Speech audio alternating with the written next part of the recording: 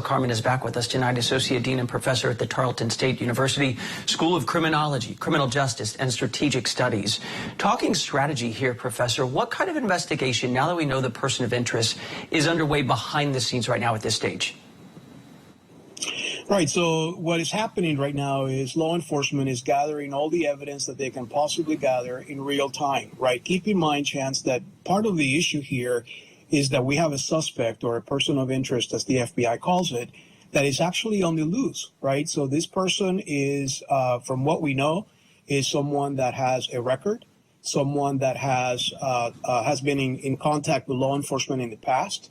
And so by virtue of that, the priority, number one priority for the FBI, the NYPD, and every other law enforcement entity working in New York City right now is going to be to stop the threat. And so all hands on deck, trying to identify the suspect, trying to identify this person of interest as to where this person may be, and to try to put this person into some sort of a condition by which he cannot harm other people at this time. Mm-hmm. And police have not formally named him a suspect, but yes, the guest we just had on talking about something like this takes a high degree of planning, but they were looking at this gentleman's past and saying, you know, he also seems to have some mental health issues. So again, if he were involved, to be able to figure out who was involved, what, when, where, that's really important. But in the meantime, it's been noted several victims, they seem to be shot in the leg. Not in the head, not in the chest, but these people were all in very close range in a closed subway car. Does that tell you anything? You know, I mean, we can guess that perhaps the individual did not intend to kill anyone, although, you know, that plays out in movies more so than it plays out in real life. At the end of the day, you know, remember that these instances happen in a matter of seconds. You know, people are shocked when they're watching it because they almost cannot believe that this is happening in front of them and that they're part of this historical moment.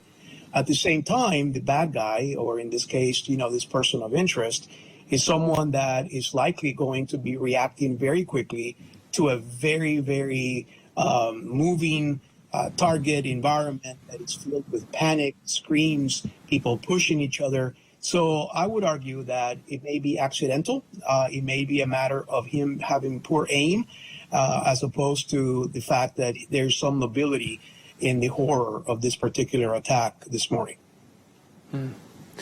On this show, it was Friday night. Of course, nobody knew this was coming, but I highlighted how New York City's subway system is highly concentrated and densely populated. You know, millions of people ride this thing, and it's all relatively low security, as most subway systems are. Was this a security failure, or is this just kind of an unavoidable risk when you're talking about public transit and such high traffic? So, Chance, it's a little bit of both, right? So at the end of the day, you know, it is impossible to prevent all criminal attacks all the time.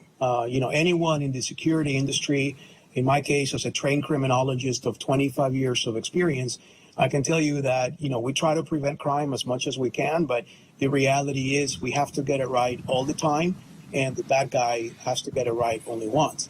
Having said that, you know, I think we can do a better job in the subway system in New York. I think the fact that the cameras were not working is simply unexcusable.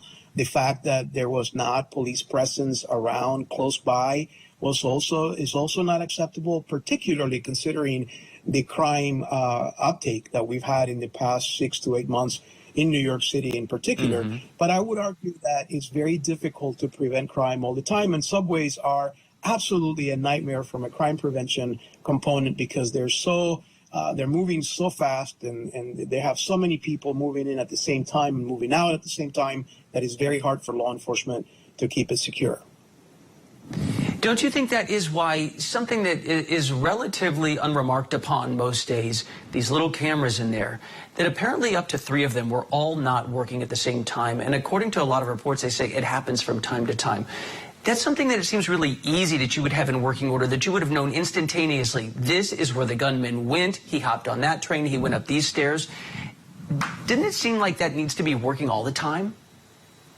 There's no question, right? And I promise you that tomorrow morning, there's probably going to be some not very fortunate person going through all the camera inventory throughout the entire city of New York to figure out which ones are not working and why it is that they haven't been addressed appropriately. Unfortunately, these cameras were not working. Although I would argue that that just gives you a very clear picture of the suspect as opposed to helping you identify who the individual is. We do know, however, that law enforcement has really good footage, that they have people that were on board this particular subway that were able to take pictures and also video of the incident. So we are confident that eventually this will be resolved in a manner that the suspect will be caught and apprehended. Quickly here, Professor, we recently had a guest on. It was last week. It was a guest talking about mass murder. And they kind of said mass murder is a process. It's not an event as we usually think of it.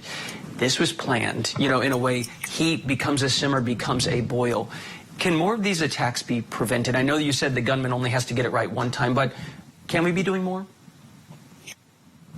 Absolutely. There's always, more that we can do, right? Unfortunately, people that typically have access to the funds that law enforcement need, are only paying attention during times when these events take place at the national level. But look, this is a reminder to us all that we are vulnerable at home, that crime is getting out of control, that law enforcement need all the tools that they can get in order to do their job. And finally, that we have to get it right. We have to be able to sweep the internet, be able to understand the criminal mind, and take precautions as necessary, for it is a matter of time before, unfortunately, this happens again. Alex, tell Carmen, you and I always seem to talk on these days that are the worst in people's lives, but thank you for helping us break down the investigation.